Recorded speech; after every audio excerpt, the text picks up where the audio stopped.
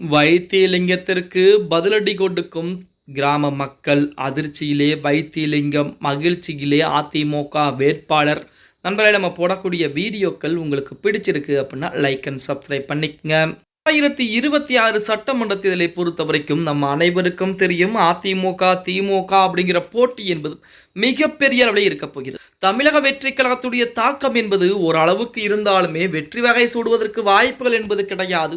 இருந்த போதிலுமே அதிமுக திமுக போன்ற கட்சிகளுடைய தாக்கம், வெற்றி வாய்ப்பு என்பது இந்த இரண்டு கட்சிகள் ஏதேனும் ஒரு கட்சிக்கு இருக்க போகிறது. இப்படிப்பட்ட ஒரு சூழ்நிலை அதிமுகவால் வளர்த்தெடுக்கப்பட்டவர், அதிமுகவால் மிகப்பெரிய ஒரு உயரத்திற்கு அமைச்சர் போன்ற ஒரு முக்கிய பதவிக்கு அலங்கரிக்கப்பட்டவர் ஜெயலலிதா அம்மையாரால் அமைச்சர் பொறுப்பு கொடுக்கப்பட்டவர் தற்சமயம் திமுகவிலே ஐக்கியமாகி. அதாவது நான் யாரை சொல்கிறேன் என்று உங்களுக்கு கண்டிப்பாக தெரியும், வைத்திலிங்கத்தை தான் சொல்லிக் கொண்டிருக்கிறேன்.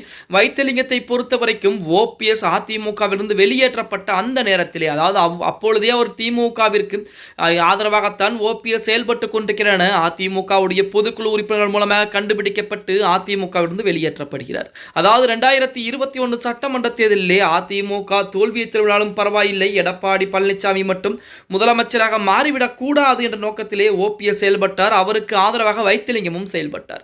இப்படிப்பட்ட ஒரு வேளையிலே வைத்திலிங்கம் ஓபிஎஸ் இருந்து கொண்டு இருக்கக்கூடிய வேளையிலும் பார்த்தீங்க அப்படின்னா, இனிமேல் ஓபிஎஸ் இருந்தால் வேலைக்கு ஆகாது என சொல்லி திமுகவில் இணைகிறார். ஓபிஎஸ் சொல்லித்தான் வைத்திலிங்கமும் திமுகவில் இணைந்தார்.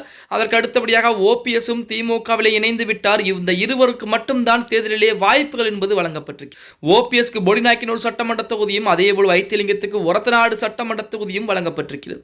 வைத்திலிங்கத்தை பொறுத்த வரைக்கும் இந்த ஒரத்தநாடு தொகுதியிலே கண்டிப்பாக நாம் மறுபடியும் வெற்றி பெற்று விடலாம் என, அதாவது ஒரு நினைப்புடன் தான் வலம் வந்து கொண்டிருக்கூடிய அந்த வேளையிலே அவருக்கு ஆதரவாக இருக்கக்கூடிய திமுகவினரே தற்சமயம் அதிமுகவுடைய வேட்பாளர் மா சேகர் அவர்களுக்கு ஆதரவாக செயல்பட்டு கொண்டிருப்பது திமுக தலைமைக்கும் வைத்திலிங்கத்துக்கும் மிகப்பெரிய அதிர்வுகளை ஏற்படுத்தி இருக்கிறது.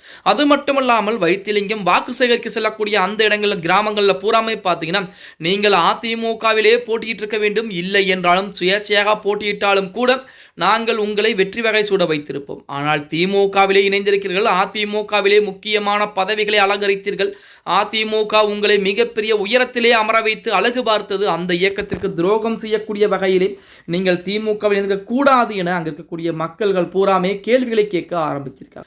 இதுதான் தற்சமயம் வைத்திலிங்கத்துக்கு மிகப்பெரிய ஒரு புலம்பல் செய்யக்கூடிய விஷயமாக இருந்து கொண்டிருக்கிறது.